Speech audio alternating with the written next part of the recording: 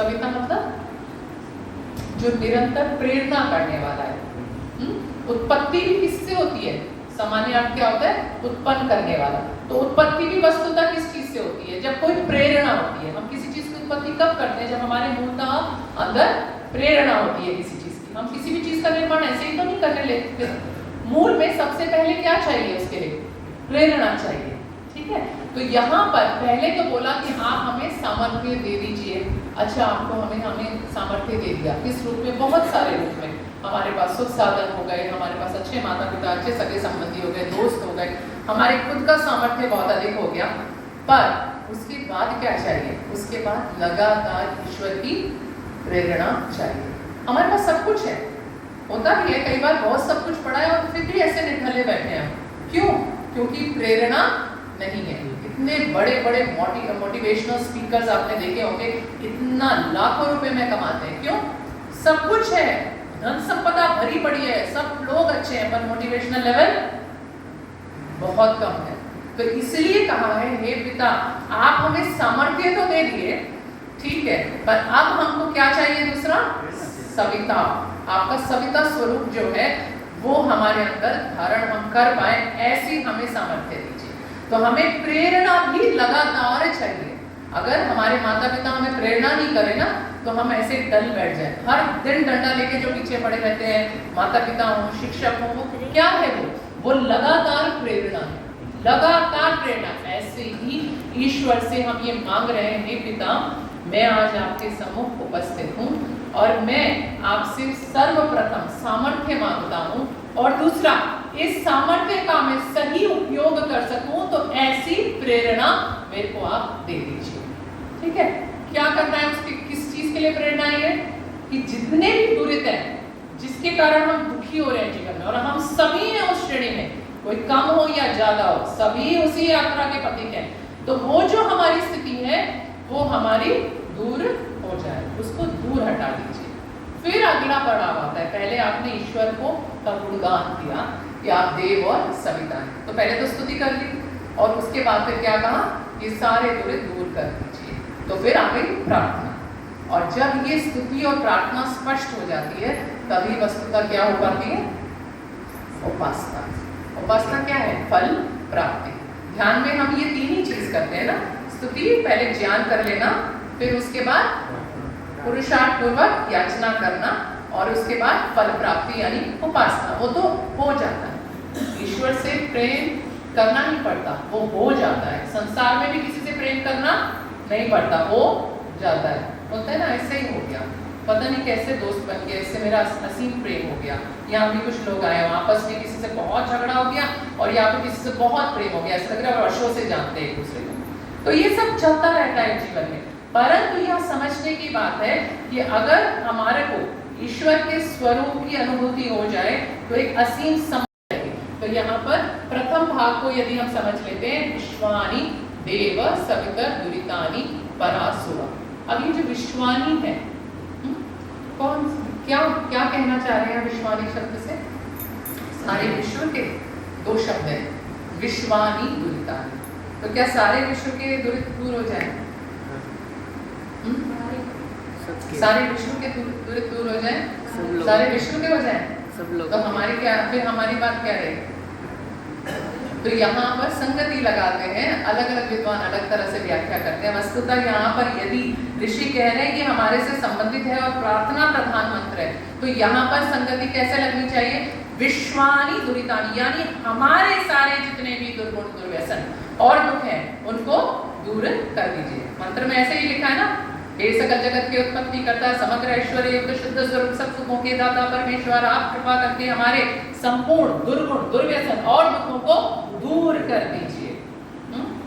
तो हमारे दुर्गुण दूर करने की बात यहाँ पर करी गई है, तो साफ अर्थ में स्पष्ट है। पर जब हम विश्वानी बोलते हैं ना, तो ऐसे ही लग रहा है हमको जैसे हम कहीं और ही किसी की बात कर रहे हैं। हम प्रवचन नहीं करते तो ऐसे ही करते हैं, दूसरे की बात कर रहे हैं। पर वस्तुतः जब हम बोल रहे हैं तो हमें अपने से जोड़ के बोलना है कि हम जब ये बात करें विश्वानी दुरितानि, मेरे जितने दुरित हैं। अगर ऋषि ये कह रहे हैं मेरे जितने दुरित हैं, जो कि एक योगी स्तर का व्यक्ति है, वो ये बोल रहा है, तो वस्तुतः हमारे जीवन के लिए मंत्र कितना महत्वपूर्ण है। विश्वानि दुरितानि परासुव। फिर अगला पक्ष क्या है? अगला यत् भद्रम तत् न आसुव। यत् भद्रम, भद्र यानी जो भी कल्याण स्वरूप है मेरे जीवन के लिए, जो भी सुखमय है, वो क्या हो जाए? वो मेरे जीवन में आ जाए, आ सुबह वो सब आ जाए मेरे जीवन में। पर वो आएगा कैसे? जब ग्लास गंदा होगा तो अच्छा भी आएगा तो कोई फायदा नहीं है। तो सोचिए, पहले गंदगी को साफ करना पड़ता है और उसके बाद जो अच्छी चीज आती है तो वो स्थिर होती है वहाँ, और उसका लाभ भी जीवन में विशेष होता है। तो हमको हर दिन कैसा प्रयास करना है? वस्तुतः अपने दुरितों को दूर करना है और ये मान के बैठना है, अपनी ईगो को बिल्कुल डाउन करके वहाँ बैठना होगा, किसी भी संबंध में, समाज में भी। और ऋषि के सामने भी अगर आप ध्यान करते हैं उसके बारे में कि उसने उसका जीवन क्या रहा होगा, तो उसके उस जीवन को ध्यान में रखते हुए पूरा कि उसका जीवन क्या था और क्या हुआ, उसने कैसे दुरित हटाए और कैसे सद्गुणों को लाए, वैसे ही मुझे भी करना है। तो आज के दिन हम सब ऐसा ही संकल्प करें कि हम अपने दुरितों को आज हटाएंगे। किसी भी एक दुरित को लेके हम अंदर संकल्प अग्नि को जलाएं और वो हम आगे उससे बढ़ते जाएं। तो आइए इसी मंत्र को लेके कुछ क्षण के लिए ध्यान में बैठेंगे और ऋषि के प्रति समर्पित होंगे पहले, और उसके मूल में, उन सब ऋषियों के मूल में परम सत्ता को यानी ईश्वर को अपने आप को समर्पित करेंगे। इस मंत्र के माध्यम से वेद का एक मुख्य मंत्र जो ऋषि का प्रिय मंत्र था, एक बार लाइट को बंद कर देंगे। आइए कुछ क्षण के लिए आपस में मिलकर अंदर एक ज्योत को जलाना है, पर उस जलाने से पहले अपने अंदर के दोषों को हमें दूर करना है। ऐसा संकल्प, ऐसी संकल्प अग्नि प्रज्वलित करेंगे।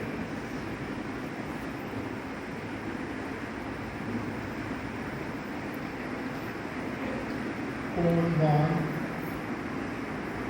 शरीर को एकदम सीधा रखेंगे जिससे मेरुदंड और मस्तिष्क में एक सतर्कता बनी रहे और हम अपने विषय में केंद्रित बने रहें।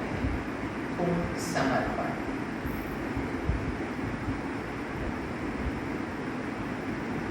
मैं मंत्र का उच्चारण करूँगी, अंदर उसका मानसिक जप करते हुए एक ही शब्द के अर्थ को हृदय में उतारना है।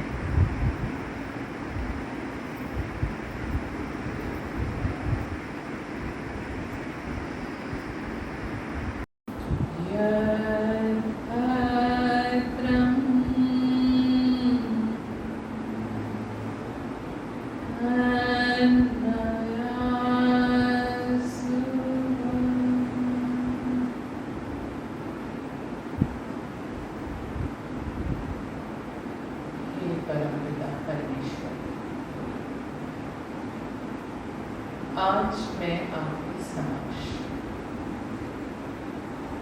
अपने आप को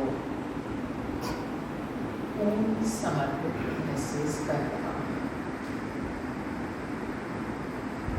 हे पिता, आप देव स्वरूपा हैं, हमको निरंतर दे रहे हैं, परंतु मैं अपने दुरितों के कारण, अपने अल्प सामर्थ्य के कारण आपकी दी हुई वस्तुओं का, संसाधनों का, शक्तियों का प्रयोग नहीं कर पा रहा। हे पिता, आप मुझे वो सामर्थ्य प्रदान करें जिससे मैं अपनी सभी दुरितों को दूर कर सकूं। इसी क्षण आप मुझे ऐसा सामर्थ्य प्रभु प्रदान करें। मैं पूर्ण समर्पण कर इस बात को आपके समक्ष रख रहा हूं। मैं अपने आप को अल्प सामर्थ्य यहाँ स्वीकार कर रहा हूँ प्रभु।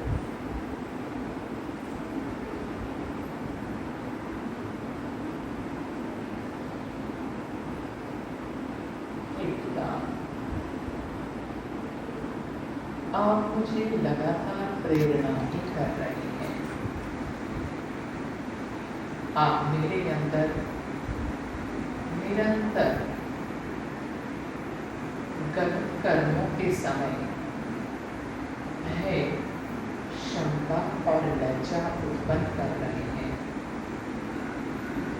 परंतु मेरी अत्यंत क्लिष्ट अवस्थाओं के कारण, इनको संस्कारों के कारण मैं उन्हें भी पकड़ नहीं पा रहा। हे पिता, आज इस पूर्ण समर्पण की अवस्था में मैं आपसे उस प्रेरणा की भी याचना कर रहा हूँ। इसी ईश्वर से अपना संबंध महसूस करें।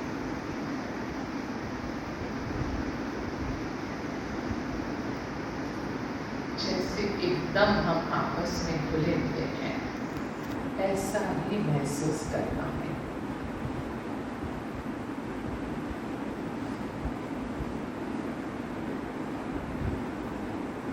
आपको पुकारते ही प्रभु मेरा मन एकदम शांत हो रहा है।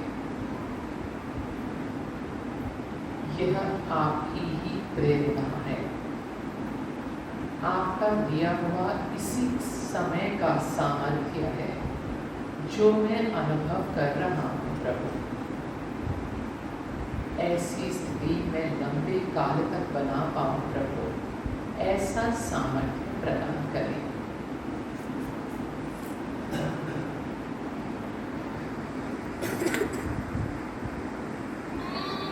अपने आप में पूर्ण सामर्थ्यवान उसकी क्षण में महसूस करें।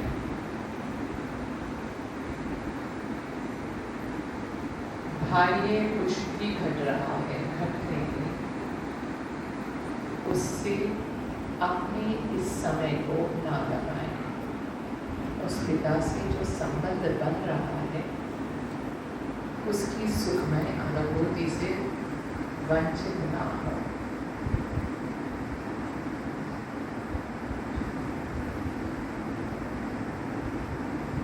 हे पिता, इस संसार में मैं जितने भी संबंध बनाता हूँ बहुत प्रसन्न होकर अंतर्गत किसी में भी मुझे यह स्थिति नहीं मिलती कि मैं अपने सामर्थ्य को इतना बढ़ा लूं कि मैं अपनी दूरियों को दूर कर सकूं।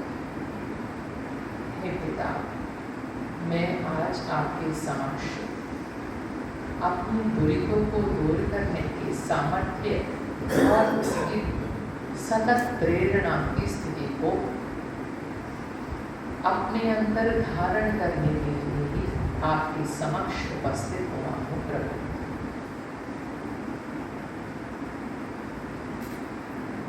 अपने आप को पूर्ण रूप से उस परम सत्ता से जुड़ा हुआ महसूस करें।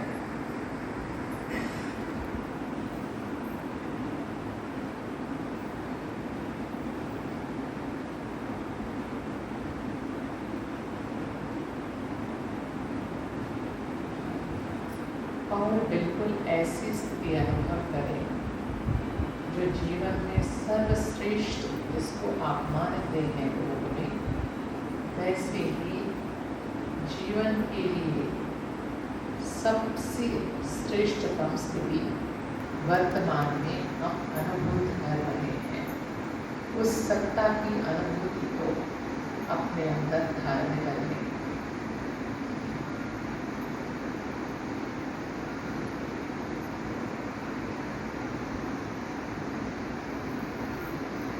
पिता,